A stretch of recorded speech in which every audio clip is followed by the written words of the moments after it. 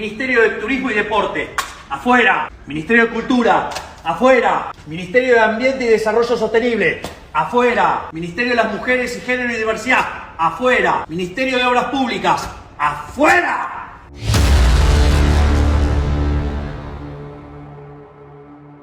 Former President Trump drops a bombshell announcement at the Economic Club of New York, where he was in attendance to share his economic plan if he was to get elected. Now, before we get into that bombshell announcement, let's listen to what his economic plan is and why it absolutely makes sense to me.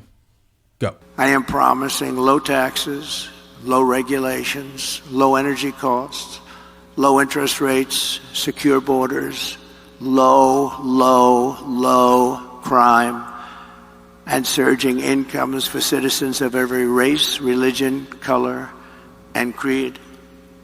My plan will rapidly defeat inflation, quickly bring down prices, and reignite explosive economic growth.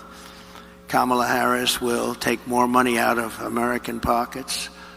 My plan will leave the typical family with many thousands of dollars more than they have right now. As you know, our country's vast manufacturing wealth was created at a time with very little domestic taxation, few regulations, and most revenue came from tariffs from other countries. That was when we were at the wealthiest ever. Proportionately, we were the wealthiest country ever during those days. That was before income tax came along. Now we foolishly do the opposite. We impose lower tariffs and no tariffs on foreign producers. We have the lowest tariffs of any nation in the world, and we relentlessly punish our own companies for doing business in America. You do business in America, you're punished tremendously. I had many companies come to me, sir, I can't compete. They're sending kitchen cabinets, washers and dryers, everything. I can tell you, every motorcycles, they're sending them here, sir. We can't compete. I intend to reverse this model and once again turn America into the manufacturing superpower of the world. We can do that just with being intelligent. Okay, so that really is the bottom line to what he wants to do. Now, will he be able to accomplish all of that in 4 years? Probably not. If he even accomplished 25% of what he said, that is a successful presidency and that is a successful administration for everyday Americans. Now, let me touch on a few things for you. Number one, a lot of the Democrats and especially the fake news media, they always mislead the American public as it pertains to tariffs. So Donald Trump is a huge proponent of using tariffs to make more money for America. A lot of people will say, well, that's going to increase the price of goods. No. That's not exactly what happens. What happens is you use tariffs as a way to get leverage over on other countries to do what you need them to do, which when it comes full circle helps everyday Americans. Now, I'll give you an example. So if Trump raises tariffs on a lot of these Chinese businesses to the point where it creates an opportunity for businesses at home to grow and start offering those same products. So what happens? The economy grows because now we have more companies, more businesses, more jobs here being created because we're not depending on China or these other countries. The other point I want to touch on is about taxes. He wants to lower taxes. A lot of people say, well, that means the government won't make any money. No, you guys are not getting it. The more you lower taxes, especially for businesses, what does that allow them to do? Hire more people. It allows the business to keep more profit so they can expand and grow. And if they expand and grow, they hire more people. People get paid more money. They keep more money. The economy grows.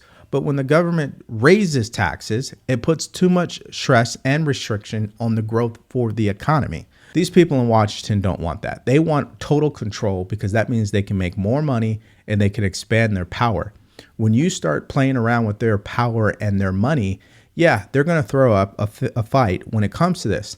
That's why there's a lot of backlash and a lot of people triggered because of the announcement that Trump made. Let's take a look. At the suggestion of Elon Musk, who has given me his complete and total endorsement, that's nice, 'cause he's a smart guy.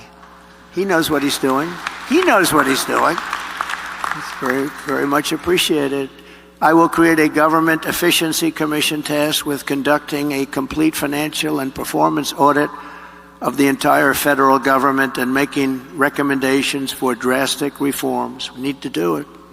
Can't go on the way we are now.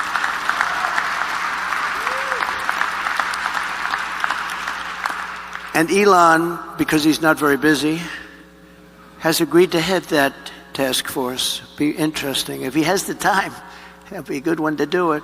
But he's agreed to do it. In 2022, fraud and improper payments alone cost taxpayers an estimated hundreds of billions of dollars. As the first order of business, this commission will develop an action plan to totally eliminate fraud and improper payments within 6 months. This will save trillions of dollars, trillions. It's massive. For the same service that you have right now, trillions of dollars is wasted and gone, and nobody knows where it went. Okay, just in case if you didn't really understand what he was saying, the bottom line is this, and I've shared this experience when I was serving in the military.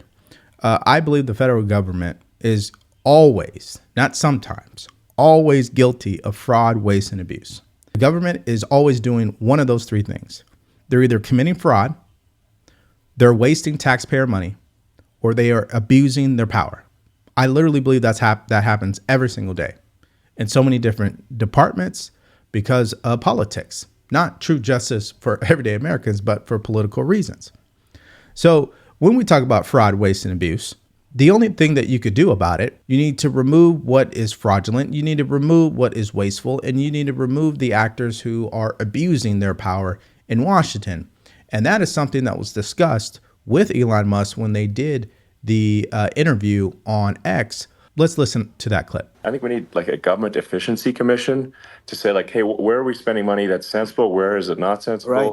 And just ensures that the taxpayer money, the taxpayers' hard-earned money is spent in a good way. And I'd be happy to help out on such a commission. I'd love it. Yeah, it always comes down to money, right? I live in California, and we are truly experiencing exactly why something like this is needed. California has spent up to $60 billion when it comes to the homeless issue, and they really have not made progress. California is also wasting $1 billion on a high-speed rail that probably won't be finished until my son turns 18. California claims to be doing something about the increased cost of housing, but prices continue to go up and up and up, and now they're announcing that they're going to give money to illegal migrants. Now, make it all make sense. You can't. And of course, we got to play what the fake news media had to say about this, because you know they have Trump derangement syndrome. Watch. The world's richest man, Elon Musk, is trying to control American politics. He talks to Donald Trump several times a month, according to reporting in the Wall Street Journal. Trump has expressed interest in offering Musk a role auditing government agencies in his second administration, according to the Washington Post, an idea Musk enthusiastically embraced just yesterday. Because Elon Musk runs one of the most influential internet platforms, or at least it used to be, formerly known as Twitter, and he has essentially turned that platform into a pro-Trump, pro-authoritarian disinformation machine, where he just posts vile bigotry and disinformation that millions of people see and share. Despite his site's own policy that you may not share synthetic, manipulated, or out-of-context media that may deceive or confuse people, Musk does that basically all day long. On Monday, he posted this weird and pretty schlocky AI-generated image of what is supposed to be Vice President Kamala Harris, but doesn't really look like her, in a Soviet-looking uniform, commenting, "Kamala vows to be a communist dictator on day one. Can you believe she wears that outfit?" In point of fact, I can't, because she doesn't, and it's AI. That post alone was viewed more than 81 million times, at least according to Twitter's metrics, which, who knows if you can trust them. Okay, so before I actually respond to this delusional, unhinged take from this clown on MSNBC, let's at least see what Elon Musk had to say in response to these attacks that have been increasing because he's endorsed former President Trump. Okay, so this post got 30.7 million views so far. He says this: "I've never been materially active in politics before, but this time I think civilization as we know it is on the line. If we want to preserve freedom and meritocracy in America, then Trump must win." Now, what I find interesting, and this is my response to the clowns on MSNBC and all these other news channels that are melting down over this announcement overall, is a few things. So number one, I judge people based off results.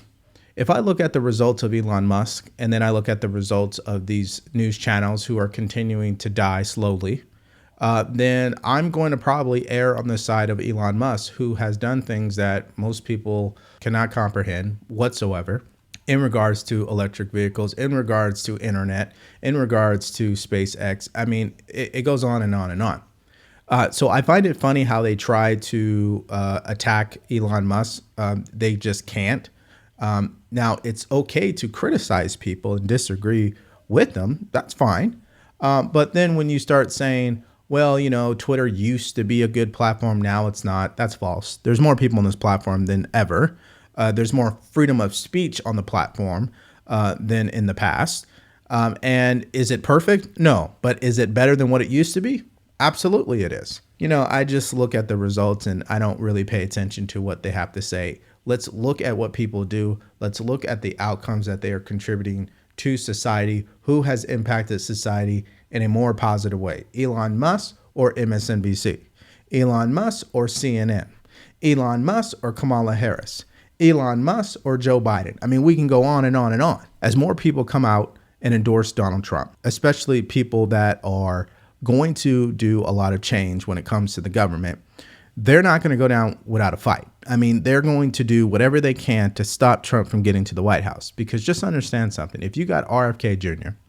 and you have Elon Musk and you have Vivek Ramaswamy and you have JD Vance and you have Tulsi Gabbard, and they're all working in his cabinet or some type of position in the government, the people in Washington, they don't want that. Because these are individuals that will put America first. And that's why you see the delusional response from these fake news channels. And that is my mindset. What about you? What do you guys think about this crazy announcement from Trump, making it official on what he plans to do, that he's bought into the idea that Elon Musk shared with him when they first did that interview? And what do you think about the backlash and reaction and how they're now coming out and attacking Elon Musk and trying to drag him down? I want to hear what your thoughts are and more in the comments section below. Thank you for checking out the video today. Hey, if you want to support the channel, go to the link in the description below and grab yourself a t-shirt. Stay grateful, stay focused, and stay true. Peace.